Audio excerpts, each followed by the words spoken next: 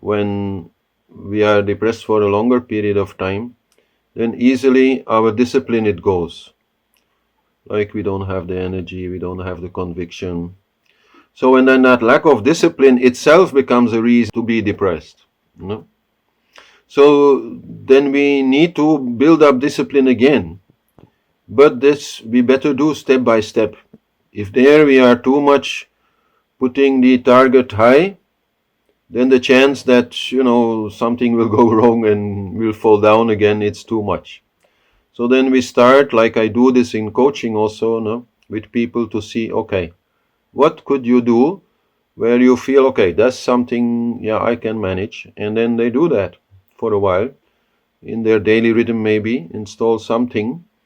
Maybe if they're so depressed that all the time they are indoor, then one of those things could be that they say, okay, from now on, at least 1 hour a day, I'll be outside. I'll go in nature, I'll go walk. So some of these things, and then slowly we gain confidence because of that. And of course, also the energy changes because of these things then that we do.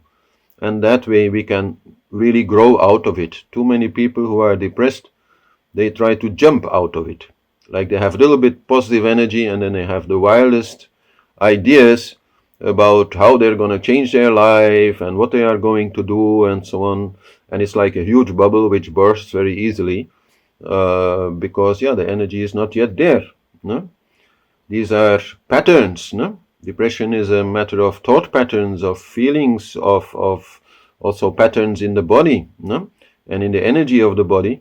So then this going up has to go slowly, because otherwise one part or other of ourselves will again bring us down. Like, for example, when we look at the gunas, you have sattva, rajas, tamas. No? So in depression, the inert energy, the tamasic energy, which is dull, which is low energy, is dominant.